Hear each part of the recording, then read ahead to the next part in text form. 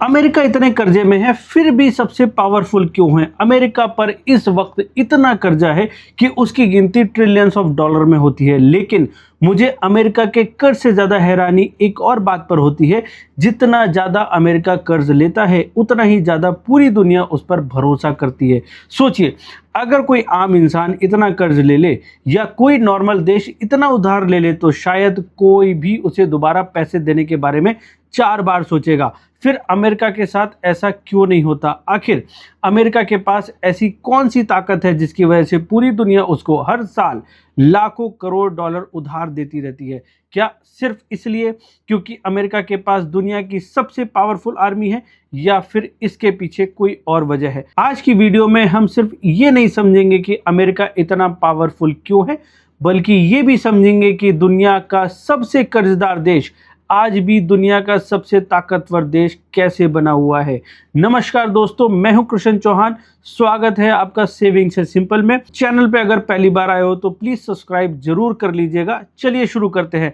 सबसे पहले ये समझते हैं कि अमेरिका का कर्जा आखिर है कितना।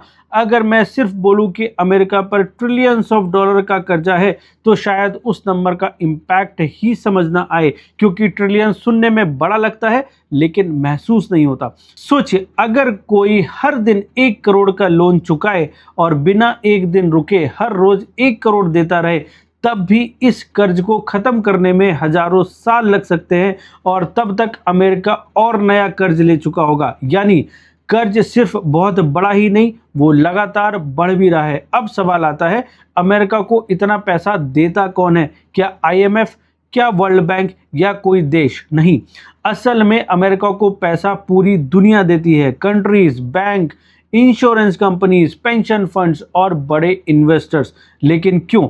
इसी का जवाब पूरी वीडियो का असली पॉइंट है। अमेरिका पैसे उठाता कैसे है? अमेरिका को जब भी पैसों की जरूरत होती है वो US ट्रेजरी बॉन्ड इशू करता है। मतलब अमेरिका कहता है मुझे आज पैसे दे दो, मैं आपको फ्यूचर में इंटरेस्ट के साथ वापस कर दूंगा। हैरानी की बात यह है, दुनिया की कंट्रीज, बैंक्स और बड़े इन्वेस्टर्स खुद ये बॉन्ड्स खरीदते हैं।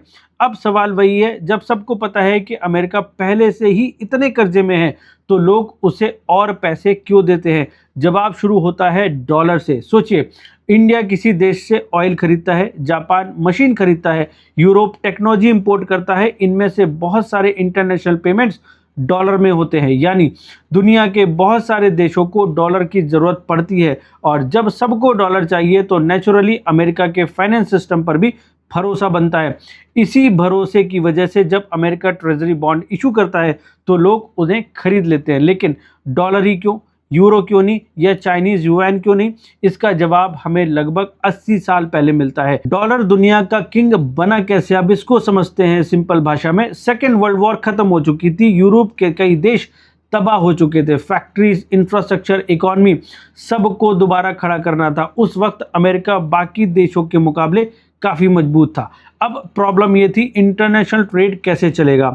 हर देश अपनी करेंसी यूज करेगा तो बिजनेस मुश्किल हो जाएगा। इसलिए कई देशों ने मिलकर डिसाइड किया कि डॉलर को इंटरनेशनल ट्रेड में करेंसी माना जाए। लेकिन एक कंडीशन थी, अमेरिका को डॉलर के बदले गोल्ड देना होगा। इसी भरोसे की वजह से धीरे धीरे डॉलर दुनिया की सबसे इंपॉर्टेंट करेंसी बन गया। लेकिन यह सिस्टम हमेशा नहीं चल सका। फिर आया 1971, अमेरिका ने अनाउंस किया अब डॉलर के बदले गोल्ड नहीं दिया जाएगा। सुनने में लगता है बस एक अनाउंसमेंट थी, लेकिन असल में इसी डिसीजन ने दुनिया का फाइनेंशियल सिस्टम बदल दिया। अब सवाल था, डॉलर गोल्ड से बैक्ड नहीं रहा तो क्या दुनिया डॉलर यूज करना बंद कर देगी? नहीं, क्योंकि तब तक दुनिया की आदत बदल चुकी थी। Oil, international trade, foreign reserve सब डॉलर में चलने लगे थे। मतलब गोल्ड का कनेक्शन टूट गया, लेकिन डॉलर की इंपॉर्टेंस नहीं।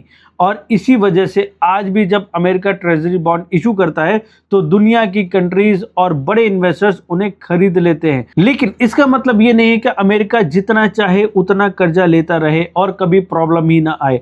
हर साल अमेरिका को अपने कर्ज पर इंटरेस्ट भी देना पड़ता है, और जैसे जैसे कर्ज बढ़ रहा है वैसे वैसे इंटरेस्ट का बिल भी बढ़ रहा है। इसीलिए हर साल डेट सीलिंग, बजट और गवर्नमेंट स्पेंडिंग को लेकर इतनी डिबेट होती है। कभी कभी हेडलाइंस आती हैं क्या अमेरिका डिफॉल्ट कर जाएगा, लेकिन एक बात समझना जरूरी है, डिफॉल्ट का मतलब हमेशा ये नहीं होता कि अमेरिका के पास पैसे खत्म हो रहे हैं। कई बार ये पॉलिटिकल डेडलॉक भी होता है। और हाँ, जापान और चाइना जैसे देश सालों तक अमेरिका के सबसे बड़े लेंडर्स रहे हैं, क्योंकि यूएस ट्रेजरी बॉन्ड को दुनिया के सेफेस्ट इन्वेस्टमेंट में से एक माना जाता है। लेकिन अगर कभी दुनिया का भरोसा अमेरिका पर कम होने लगा तो असर सिर्फ अमेरिका पर नहीं पड़ेगा, stock market, currencies, interest rate और गोल्ड सब पर पड़ेगा। तो अगर इस पूरी कहानी को एक लाइन में समझें तो अमेरिका पावरफुल इसलिए नहीं है कि उस पर डेट नहीं है, अमेरिका पावरफुल इसलिए है क्योंकि आज भी दुनिया का एक बड़ा हिस्सा डॉलर, अमेरिका के फाइनेंशियल सिस्टम और यूएस ट्रेजरी मार्केट पर भरोसा करता है। और जब तक ये भरोसा बना रहेगा अमेरिका के लिए पैसा उठाना उतना आसान रहेगा। लेकिन जिस दिन ये भरोसा कम होने लगेगा उस दिन असर सिर्फ अमेरिका पर नहीं पूरे वर्ल्ड पर होगा। इसलिए जब भी आप न्यूज़ में सुने अमेरिका का डेट, डॉलर इंडेक्स या यूएस ट्रेजरी बॉन्ड तो समझ जाइए ये सिर्फ अमेरिका की न्यूज़ नहीं है, ये पूरे दुनिया की इकोनॉमी की कहानी है। और शायद इसी वजह से दुनिया का सबसे कर्जदार देश आज भी दुनिया का सबसे पावरफुल देश बना हुआ है। अगर आज की वीडियो से आपको कुछ नया सीखने को मिला हो तो वीडियो को लाइक ज़रूर करिएगा। अगर आप इकोनॉमी, गोल्ड, सिल्वर और ग्लोबल मार्केट को इसी तरह सिंपल लैंग्वेज में समझना चाहते हैं तो चैनल को सब्सक्राइब जरूर कर लीजिएगा। मैं मिलता हूं आपसे अगली वीडियो में, तब तक के लिए जय हिंद।